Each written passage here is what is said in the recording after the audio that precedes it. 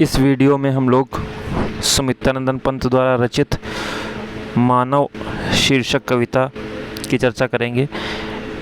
मानव शीर्षक से सुमित्रानंदन पंत जी ने 2 कविताएं लिखी हुई हैं।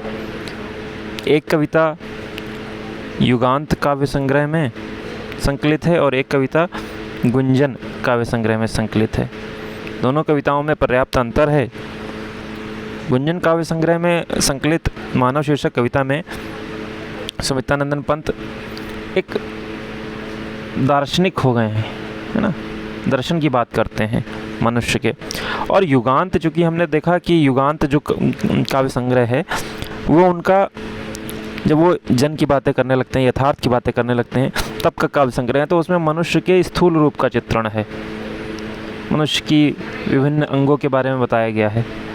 तो अगर कहा जाए कि मनुष्य के स्थूल रूप का चित्रण युगांत में, मनुष्य के सूक्ष्म रूप का चित्रण गुंजन में, संकलित मानव शीर्षक कविता में।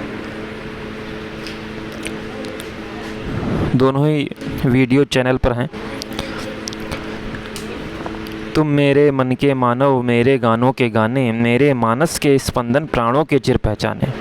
पंत जी मानव को देखते हुए कह रहे हैं, क्या कह रहे हैं? तुम मेरे मन के मानव, तुम मेरे मन के मानव हो।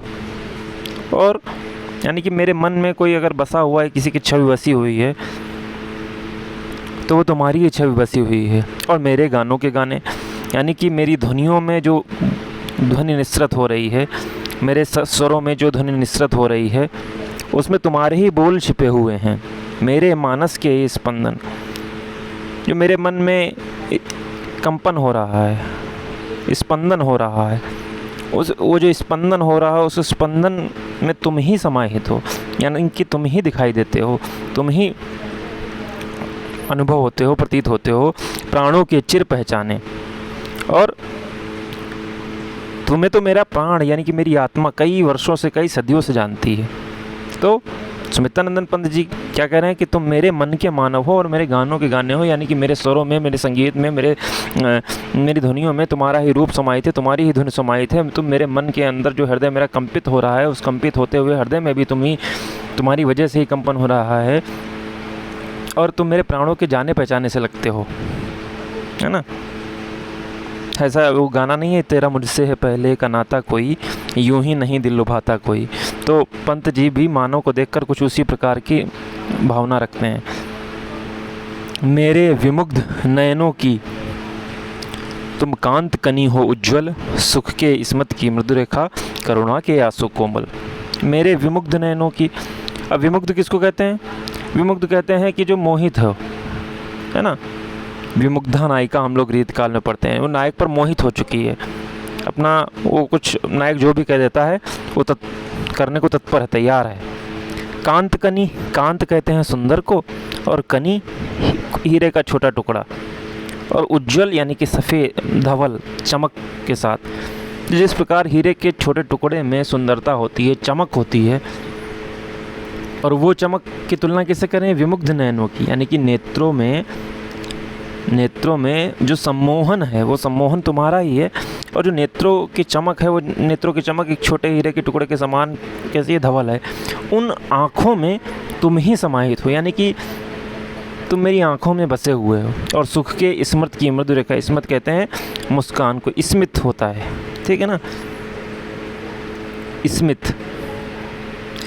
तो सुख के स्मृत, सुख में जो मुस्कान आ जाती है चेहरे पर, और एक हल्की सी होठों पर मृदु रेखा, यानी कि कोमल हल्की सी मुस्कुराहट।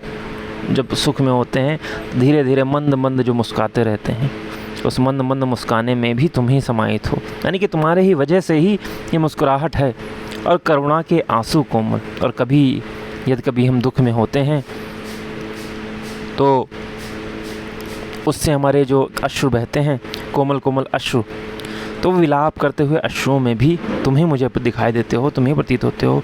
सीखा तुमसे फूलों ने मुख देख मंद मुस्काना, तारों ने सजल नयन हो करुणा किरणें बरसाना। और फूल अगर मुस्कुराते हुए प्रतीत होते हैं, तो ऐसा नहीं है कि फूल मुस्कुराते हुए प्रतीत हो रहे हैं तो वो कहीं से खुद जब जन्मे हैं तब सीख कर आए हैं। तुमको जब फूलों ने हंसते हुए देखा है, जब तुम मंद मंद मुस्काते हो तो तुमको देख कर सीखे हैं फूल और वो भी हंस रहे हैं। तारों ने सजल नयन हो करुणा किरणें बरसाना। और जब तुम करुणा में होते हो, दुख में होते हो, कष्ट में होते हो, जब तुम्हारे जो कोमल अश्रु बहते हैं उनको देख कर ही तारों ने करुणा रूपी किरणें बरसाना सीखा है। अर्थात तारे जो टिमटिमा रहे हैं तो कभी को ऐसा लग रहा है कि वो आसमान से करुणा रूपी किरणें बरसा रहे हैं। सजल नयन हैं, डबडबाई आँखें हैं उनकी। सीखा हसमुख लहरों ने आपस में मिल खो जाना, अली ने जीवन का मधु पी मृदुराग प्रणय के गाना। और हसमुख लहरों ने क्या सीखा?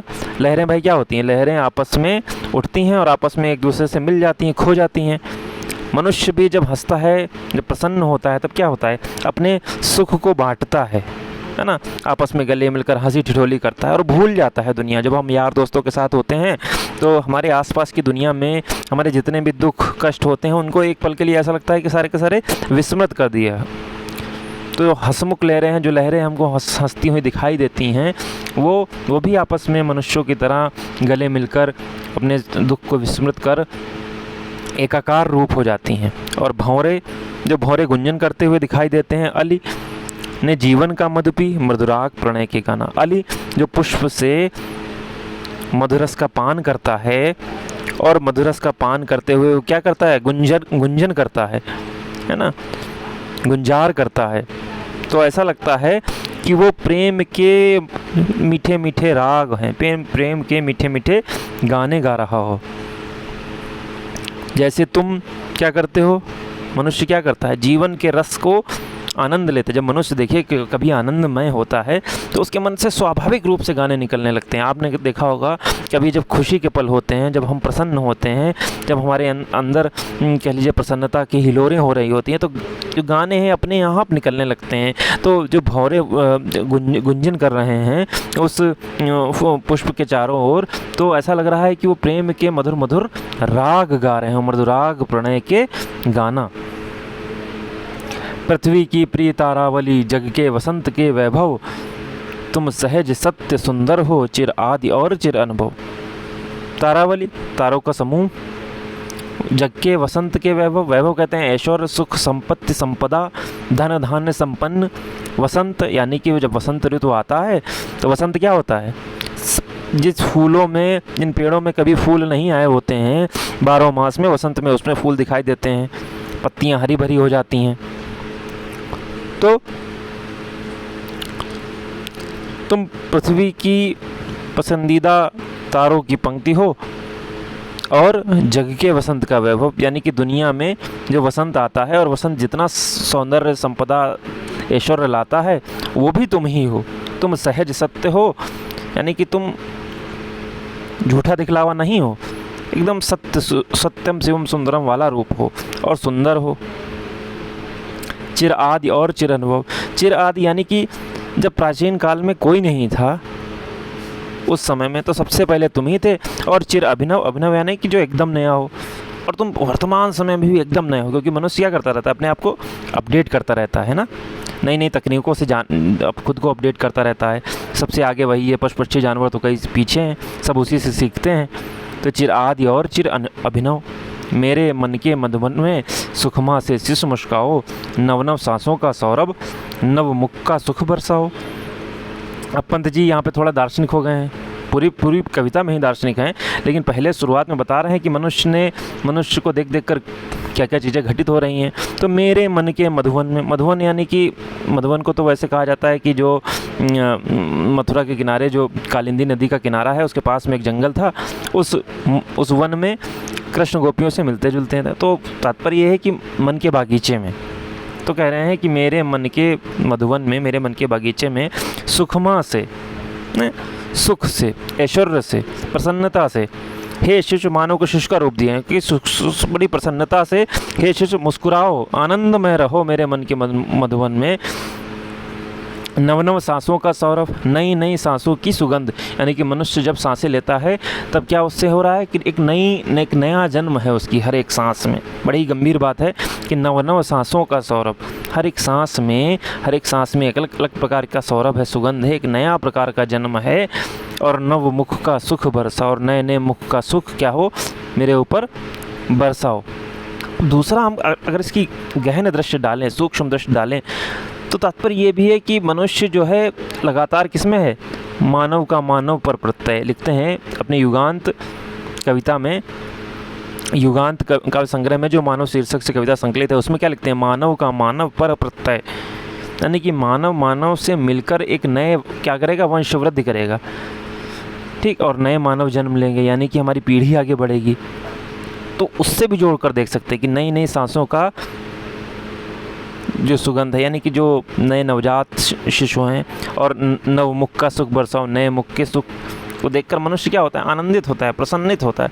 भाई जितने भी बूढ़े लोग हैं, जितने भी बूढ़े लोग, क्या कह लीजिए कि हर उम्र के लोग बच्चों को देखकर तो प्रसन्न होते ही होते हैं ना। मैं नव नव उर का मधु पी, नित नव ध्वनियों में गाऊं, प्राणों के पंख डुबाकर जीवन मधु में घुल जाऊं। और मैं क्या करूं, पंत जी क्या करें कि मैं क्या करूं, मैं नव नव उर का मधु, नए नए हृदयों का रसपान करूं, और नित नव ध्वनियों में का, और नित यानी कि प्रतिदिन नई नई ध्वनियों में मैं गाना गाऊं। तो मुझे जहाँ तक लगता है कि ये कह रहे हैं कि नए नए मुख को, नए नए हृदय को, जो नवजात बच्चे हैं, जो मनुष्य कितने प्यारे लग रहे हैं। और नवजात ना भी हैं तो कई मनुष्य जो सच्चरित्र के धनी हैं, उनके हृदयों से लिख गए हैं कि बिनु सत्संग विवेक ना होई।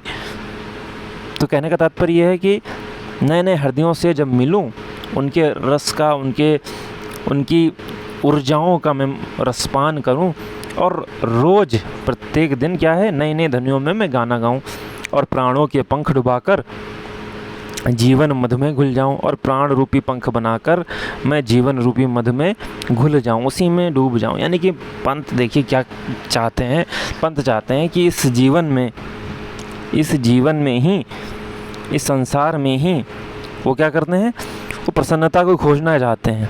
और अपनी युगांत वाली कविता में भी लिखते हैं कि सुंदर है विहग सुमन सुंदर, मानव तुम सबसे सुंदरतम। कहते हैं सब चीज़ सुंदर है, पक्षी सुंदर हैं, फूल सुंदर हैं, लेकिन मानव, हे मानव तुम सबसे ज़्यादा सुंदर हो। निर्मित सबकी तिल सुषमा से, तुम अखिल विश्व में चिर निरुपम। सारे के सारे संसार में कोई ऐसा है नहीं जिससे तुम्हारी उपमा दी जा सके। तो बंद कहते हैं कि मैं नए नए हृदयों का रसपान करूं, और नित्य प्रतिदिन नई नई ध्वनियों में गाऊं, और अपने प्राणों को, अपनी आत्मा का पंख बनाकर, अपनी आत्मा के पंखों को जीवन रूपी मधु में डुबाकर घुल जाऊं, उसी में एकाकार हो जाना चाहते हैं, उसी में घुल मिल जाना चाहते हैं।